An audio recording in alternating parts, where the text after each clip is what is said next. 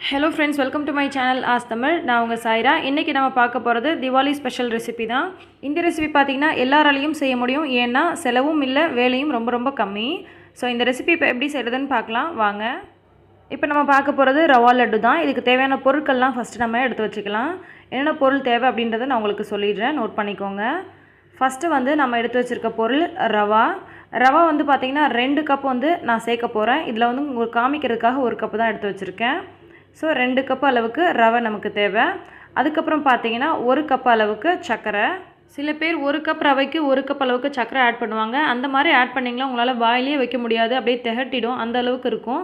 But 2 cup அளவுக்கு ரவைக்கு 1 cup அளவு சர்க்கரை ரொம்பவே சரியான அளவாக இருக்கும். ஸோ 2 கப் அளவுக்கு ரவைக்கு 1 கப் அளவுக்கு சர்க்கரை எடுத்து வச்சுருக்கேன். அதுக்கப்புறம் பார்த்தீங்கன்னா நெய் வந்து ஒரு 5லேருந்து 6 ஸ்பூன் வந்து எடுத்து வச்சுக்கோங்க. நெய் இல்லாதவங்க டால்டா கூட சேர்க்கலாம். பட் நெய் தான் பார்த்தீங்கன்னா உங்களுக்கு நல்ல வாசனை மணமாகவும் இருக்கும், ரொம்பவே சுவை சூப்பராகவும் இருக்கும். ஸோ நெய் வந்து 4லேருந்து 5 ஸ்பூன் 6 ஸ்பூன் எடுத்துக்கோங்க. இது வந்து பார்த்திங்கன்னா முந்திரி வந்து இந்த மாதிரி பொடியாக சாப் பண்ணி வச்சுருக்கேன். நீங்கள் வேறு நட்ஸ் கூட சேர்த்துக்கலாம். அதுக்கப்புறம் கொஞ்சமாக திராட்சை எடுத்து வச்சுருக்கேன். இது வந்து ஏலக்காய் பொடி வந்து ஒரு 1/4 டீஸ்பூன் மட்டும் நமக்கு போதும். இன்னொரு பொருளும் நமக்கு தேவை, அது வந்து பால் வந்து நல்ல சூடான பால் நமக்கு தேவை. ஸோ பாலை ஒரு பாத்திரத்தில் ஊற்றி அதை சிம்மில் வச்சுடுங்க, அது காஞ்சிட்ருக்கட்டும். இப்போ நம்ம ஒரு பேனில் 4 ஸ்பூன் அளவுக்கு நெய் ஊற்ற போகிறோம். இந்த நெய் வந்து நல்லா மெல்ட் ஆகி வந்ததுக்கப்புறமா நம்ம எடுத்து வச்சுருக்க ரவை 2 கப்பை வந்து இதில் சேர்த்துடலாம். இந்த நெய்லேயே நல்லா வந்து ரவை வறுபட்டு வரணும், ப்ரௌனிஷ் ஆகணும். ஆனால் வந்து ஹை ஃப்ளேம்லேயும் வைக்கக்கூடாது, மீடியம் ஃப்ளேமில் வச்சுட்டு நல்லா வந்து கை விடாமல் கிளறிட்டே இருங்க. இல்லைன்னா உங்களுக்கு அடியில் ஒரு லேயர் மாதிரி அப்படியே வந்து தீஞ்சு போன மாதிரி ஆகிடும். ஸோ வந்து இதை கிளறிட்டே இருக்கணும். இது வந்து ப்ரௌனிஷ் ஆகி வர்றதுக்கு பார்த்திங்கன்னா ஒரு 5 to 8 மினிட்ஸ் உங்களுக்கு ஆகும். ஸோ அது வரைக்கும் நீங்கள் வந்து கை விடாமல் அப்பப்போ கிளறிட்டே இருக்கணும். நீங்கள் வந்து இந்த மாதிரி ப்ரௌனிஷ் ஆகிற வரைக்கும் டைம் வெயிட் பண்ணாமல் நீங்கள் செஞ்சிட்டிங்க அப்படின்னா உங்களுக்கு ரவா லட்டு வந்து அவ்வளோ டேஸ்ட்டாக இருக்காது. ஸோ நமக்கு இந்த மாதிரி வறுபடுறது தான் ரொம்ப முக்கியம். கொஞ்சம் பொறுமையாக இருந்து இதை வந்து நல்லா வந்து அந்த எண்ணெயிலே வந்து வறுத்து எடுத்துருங்க. இந்த மாதிரி பாருங்கள், கலர் வந்து மாறி வரணும், தீஞ்சிடவும் கூடாது. இப்போ நம்ம வந்து ஸ்டவ் ஆஃப் பண்ணிவிட்டு இதை வந்து ஆற விட்டுறலாம். நல்லா ஆறுனதுக்கப்புறமா நம்ம வந்து இதை ஒரு மிக்ஸி ஜாருக்கு மாற்றிடலாம். இப்போ பார்த்திங்கன்னா ஓரளவுக்கு நமக்கு நல்லா ஆறிடுச்சு. ரவை வந்து ஓரளவுக்கு ஆறுனதுக்கப்புறமா தான் நம்ம மிக்ஸி ஜாரில் போடணும், சூடாக இருக்கும் போதே போடாதீங்க.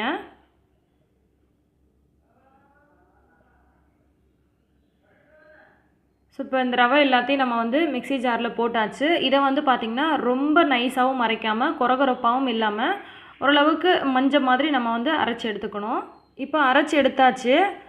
இதை பாருங்கள் இப்போ எப்படி இருக்குன்னு. ரொம்ப வந்து மாவு மாதிரி நைஸாகவும் ஆகலை, அதே நேரத்தில் அந்த ரவையோட கொரகொரப்பு தன்மையும் தெரியல.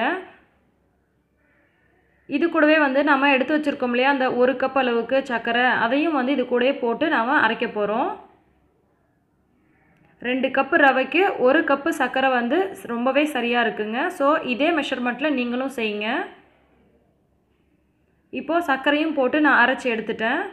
சர்க்கரை போட்டு அரைச்சதுக்கப்புறமா பார்த்தீங்கன்னா உங்களுக்கு இன்னுமே கொஞ்சம் நைஸாக இருக்கும் அந்த ரவை. ஸோ இது வந்து நமக்கு கரெக்டாக இருக்கும் உருண்டை பிடிச்சோம்னா. சில பேர் பார்த்தீங்கன்னா அப்படியே வந்து உருண்டை பிடிக்கிறாங்க, அதாவது ரவையை வறுத்துட்டு அரைக்காமல் அப்படியே உருண்டை பிடிக்கிறாங்க. அது வந்து நல்லாவே இல்லைங்க. நான் அந்த மாதிரியும் நான் செஞ்சுருக்கேன் ஆல்ரெடி. அதை விட இந்த மாதிரி செய்கிறது தான் ரொம்பவே சூப்பராக இருக்குது சாப்பிடும்பொழுது. அரைச்ச ரவையும் சர்க்கரையும் நம்ம வந்து ஒரு பவுலில் போட்டுட்டு இப்போ ஒரு பேனை வந்து ஹீட் பண்ணி அதில் ஒரு 2 ஸ்பூன் அளவுக்கு நெய் விட்டுக்கலாம். இதில் நம்ம எடுத்து வச்சுருக்க அந்த முந்திரியை வந்து போட்டு இதில் ஃப்ரை பண்ணிடலாம். இந்த முந்திரிக்கு பதிலாக நீங்கள் பாதாம் இல்லை உங்கள்கிட்ட என்ன நட்ஸ் இருக்கோ எந்த நட்ஸாக இருந்தாலும் நீங்கள் ஆட் பண்ணிக்கலாம். ரொம்ப நிறைய போட்டுறாதீங்க, அப்புறம் உருண்டை பிடிக்க வராது.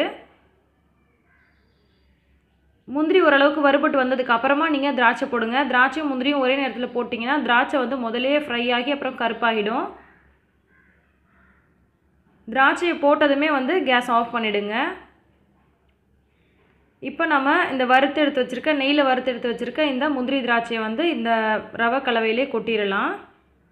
கொட்டிட்டு இது கூட வந்து ஒரு 1/4 டீஸ்பூன் நம்ம ஏலக்காய் பொடி எடுத்து வச்சுருக்கோம் இல்லையா, அதையும் சேர்த்துடலாம். சேர்த்துட்டு நல்ல சூடாக இருக்கிற பாலை வந்து இதில் வந்து லைட்டாக ஊற்றுங்க. கொஞ்சம் கொஞ்சமாக தான் நீங்கள் ஊற்றணும். ஏன்னா சர்க்கரை இருக்கிறதுனால நீங்கள் பால் ஊற்றினோடனே பார்த்தீங்கன்னா அது ஒரு மாதிரி நீர்த்து போகும். ஸோ வந்து கொஞ்சமாக ஊற்றி அதுக்கப்புறமா கிளறி விடுங்க. இது வந்து ஓரளவுக்கு சூடாக இருக்கும், அந்த பதத்திலே தான் நீங்கள் வந்து இதை வந்து உருண்டை பிடிக்கணும். கை வந்து பொறுக்கக்கூடிய அளவுக்கு சூடை விடையே இது கொஞ்சம் ஜாஸ்தியான சூடாக தாங்க இருக்கும். பட் சூட்டோடு நீங்கள் பிடிச்சிங்க அப்படின்னா தான் உங்களுக்கு உருண்டை வந்து நல்லா நிற்கும். பால் ஊற்றினதுக்கப்புறமா லைட்டாக இந்த மாதிரி நீங்கள் பெசரி விடுங்க. எடுத்தோடனே நீங்கள் உருண்டை பிடிக்க ஆரம்பிக்காதீங்க. ஃபுல்லாக எல்லா அந்த ரவை இருக்கு இல்லையா, ரவை சர்க்கரை இது எல்லாமே இந்த நட்ஸோடு கலக்கிற மாதிரி நல்லா வந்து முதல்ல அந்த பாலை ஊற்றி பெசரி விடுங்க. பெசரி விட்டுட்டு இதை வந்து அந்த சூட்டோடையே வந்து உருண்டை பிடிங்க. இந்த மாதிரி உங்களுக்கு நல்ல ஒரு சூப்பரான ஒரு ஷேப்பில் உங்களுக்கு கிடைக்கும் உருண்டை பிடிச்சிங்கன்னா.